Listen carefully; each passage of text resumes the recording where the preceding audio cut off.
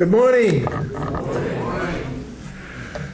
It's so good to allow us to bring our International Near-Death Studies group speaker from time to time into this wonderful fellowship. And it was started here. We have such a wonderful connection as Dick Dingus and Lloyd Kramer and Jeff Jones and Kay and Larry in the front row have just written a new book on an aspect of their near-death experience with the daughter, and I recommend, they should bring boxes of books around to sell to all of us. So we have a wonderful tradition of being a part of this fellowship, and I'm always pleased to introduce a new speaker. Every near-death experience is unique in that true sense.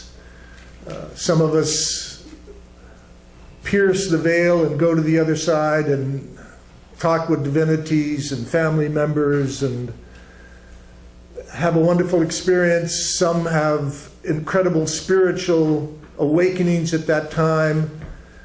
Some have to wait for even years and years before the whole catharsis of the experience to sort of come forth and make a real change in their lives. But it happens in nearly every case.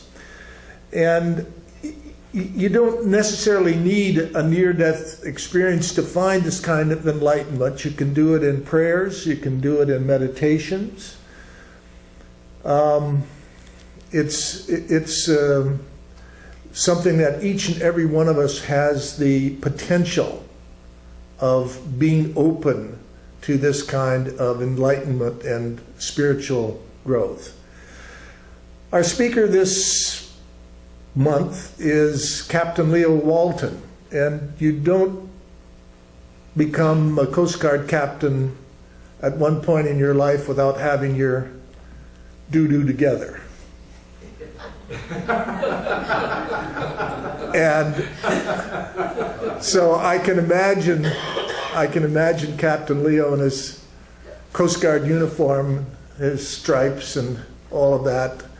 And he's been retired for a while and had a near-death experience that dramatically changed his life. And I think you'll all enjoy listening to it today. Captain Leo.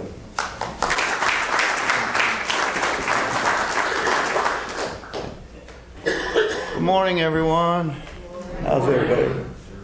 Got people everywhere. That's good. Hi. I'm glad to be here. Thanks to Neil and the IANS group. Can you hear me fine without this?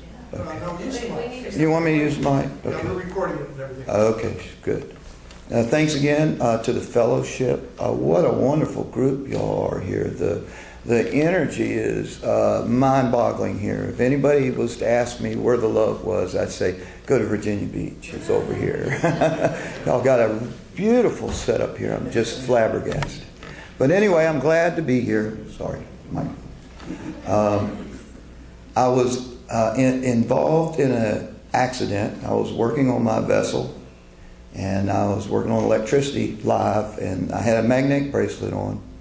And electricity, 220 volts, 50 amps, arc to the bracelet.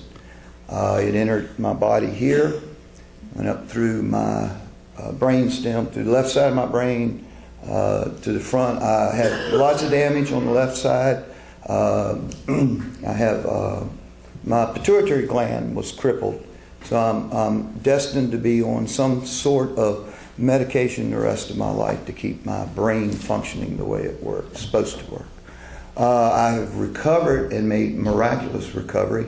I'm partially paralyzed on my entire left side. I've trained myself to walk and talk. I couldn't read for a year. I've recovered from all of that. I'm so happy to be here. My experience, I was unconscious. I went to bed, managed to drag myself to bed for 3 weeks, where I laid unconscious, in and out of a coma for that period of time before I got any kind of help. I was by myself when this occurred.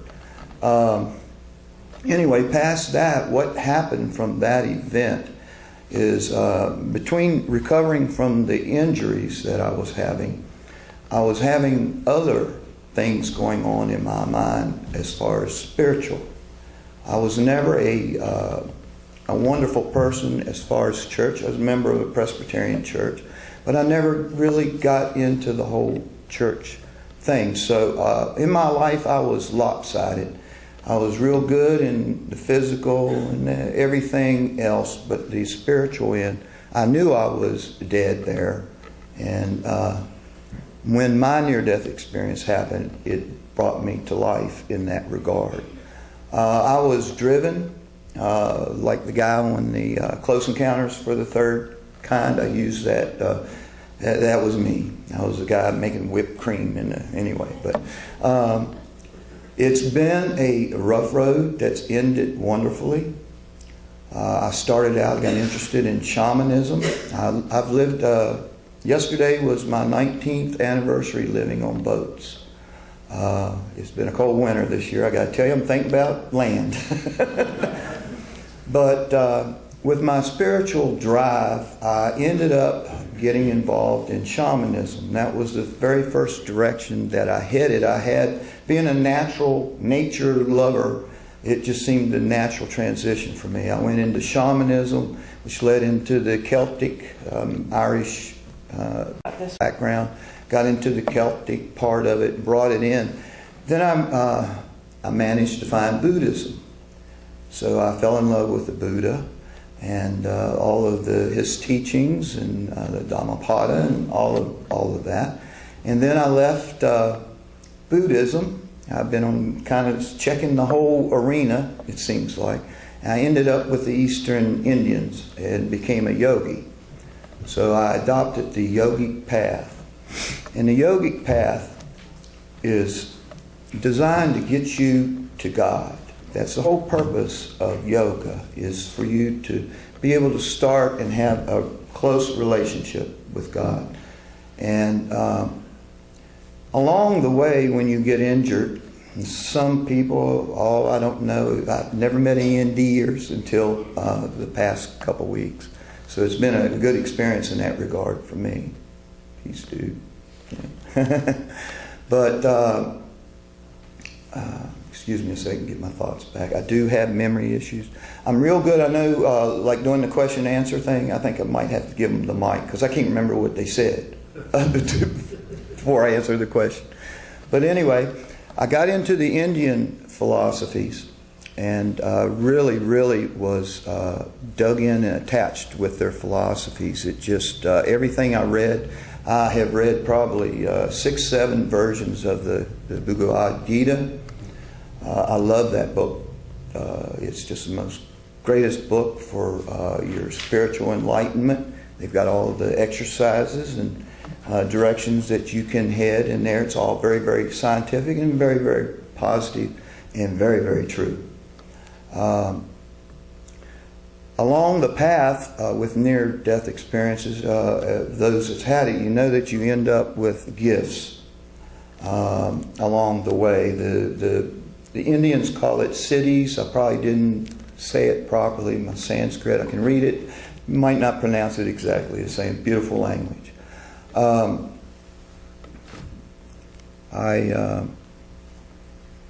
The Indians with the gifts that you receive, and there are many, and they list them. What happens with people on a spiritual journey is these gifts are so fantastic. If you've ended up with them, you get trapped. You get trapped along the way on your quest to see God. And I learned this along the way because of all of my delving into it. I got the intricate parts of it and realized that what you have to do when these gifts show up, acknowledge them, maybe play with them a little bit to get comfortable or uncomfortable with them, whichever way it may go. But you have to go on. You have to let them go. You cannot get trapped there. It's a trap made by God. He wants you to come visit Him, but He wants you to be engaged. He wants you to be involved in searching for Him. So you've got to be a part of your own spiritual transition 100%. You've got to be engaged. If you can get past the gifts, which I did, I literally had made any of these things that were happening to me as they came along, I said I will pay attention to them and acknowledge them and let them go. So I have not done great work with my gifts. I've done the astral traveling and all of that good stuff, the projection and everything. Monroe was big in this area. It's all been great. I found God. I have a communication with God all the time. He's with me. If I have guidance, God is my guidance. That's who I speak with. He talks to me inside. I feel like I have regular dialogue, the same as if I'm speaking with anyone here. It's a wonderful, wonderful thing.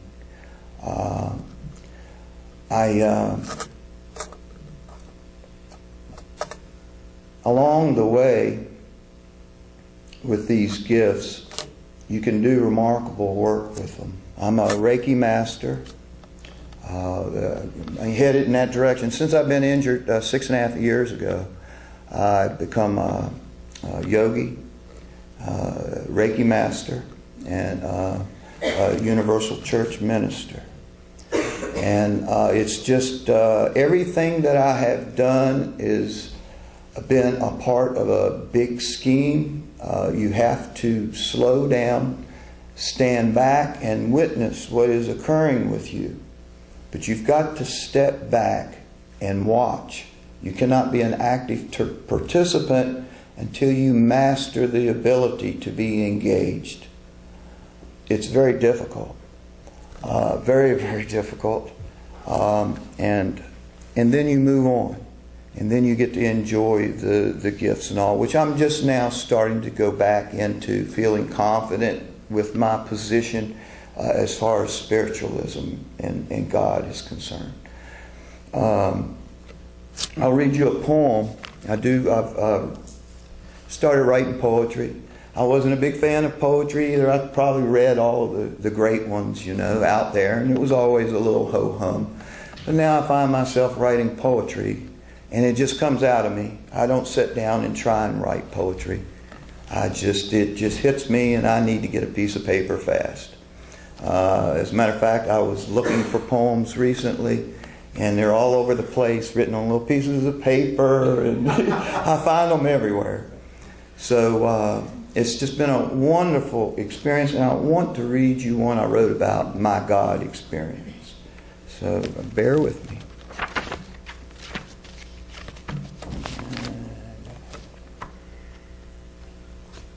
Forgive me, I had tab yesterday and I moved to tab. Here it is. All right, I call this God, of course. God is not a being. However, He is you and He is me.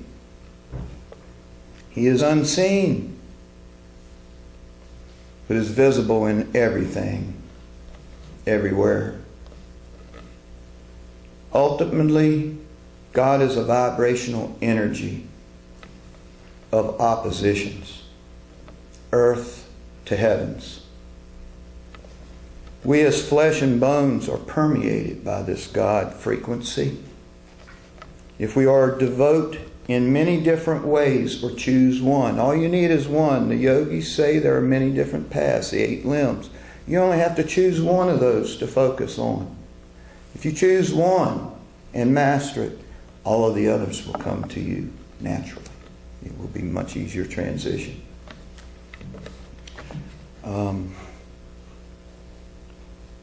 It does not matter to God. He expects us to only do one thing with our greatest gift He bestowed on us, and that is free will. That is to develop the necessary skills to commune with Him directly. He has no hate or malice, and He wants the best for everyone, all of us. Anyone who has ever been lucky enough to connect their personal energy field with divinity is never the same. Themselves, those around them, all, when God touches you, it influences everyone. The weight of His hand and forearm weight you beyond comprehension. When He sends His divine energy as it radiates from His palm to your scalp, your body is contracted and rigid as the source flashes through your being. The intensity so extreme, the orgasmic exhilaration exhausting, leaving behind a force and energy that is unobtainable otherwise. Thank you. So God is very important to me. The experiences I had have been physical, emotional, every part of my life, my being. It's been a great experience getting next to God. And it's what we all do. We have to get engaged, and it takes time. In this crazy world that we have nowadays, spiritualism seems to be the last thing we do in our lives because we have so much other stuff to do. Life gets in the way of us achieving what we're supposed to be here for. And we need to kind of back up a little bit. I know we've been talking about the evolution of the human race and expansion and all. And Wendy and I, we've done lots and lots of talk about this. I'm very philosophical about it. But I forgot what I was going to say, Papa. Sorry. We were talking about evolution. I think that it's not evolutionary, people. I think we need to de-evolution. We need to go back to where we were to get to where we need to be. We've become so cluttered that God is second rate to most people as far as where He sets with them. You need to put Him first and work to achieve a relationship with Him. It will be a wonderful thing for you. The Indians believe that if a person is enlightened, illuminated, whatever you desire to call it, that 7 generations of your family in both directions will be blessed by God. So it's a wonderful thing to work for your entire family history in the future. God has the power to do whatever He wants, and He can do it. And you need to go see your mom. I did the same thing. My mom is in the same situation. She's under hospice, and it's like waiting, and it's very difficult. I moved my mom from Oklahoma here 2 years ago to get her close to me. I don't know how I could have done it with her living so far away. I feel for you, I really do. I suppose that's about it on the God part. Have I got more time, Neil? You know me, I can keep going. Let's here you do this. Oh. Let's have a question or two. Oh, sure, yeah. I like question and answer. Who wants to ask? Go first. No question. Yes, ma'am. What, you said you had an accident on your boat. What Yes. happened? I had an air conditioning unit fail. It was about 100 degrees that particular August. I'd woken up 2 nights in a row in a puddle of sweat, and I decided to work on the air conditioning unit. I was soaking wet. I left the power on because it was so hot inside the boat, and I was being very cautious. I've done this my entire life, working around mechanical, electrical things. And I was holding the panel out with this hand. The hand that was in the electrical panel never received any injury because I knew what I was doing. But I had a magnetic bracelet on. And electricity is a magnetic thing. So when I was holding the panel, working on it, the electricity arced to the bracelet. An electrical injury from arc is the worst you can have because of heat. 4,500 degrees was the heat that was generated. It melted the stainless steel bracelet off my wrist, which took 2,300 degrees. And the rest went inside me and burnt my myelin coating off of my nerve system in the left side. So that's why but anyway, go ahead. For the technical people, he was working with 240, 230, 240 degrees as opposed to the 120 that we have in most of our homes. So he got the double shot that you can do when you open with a big relay as he was working with. So I got knocked. That's really tricky stuff. Yes. Question. Go ahead. Leo, I'm a Leo. And I would be honored to sail with you. May I do that one day? Sure. Please? Thank you, sir.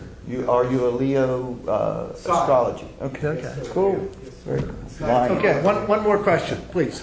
Do you have any recollections of the other side? I did not have any recollections immediately because of my traumatic brain injury, but I have had many, many, many experiences since. I can go anywhere I want to go. Meditation, if anyone really wants to progress, meditation, it has to begin there. I don't meditate much anymore. I consider every waking moment a meditation for me. Everything I do requires my 100% concentration in my meditation. Thank you, Leo. All right. Thanks, everyone.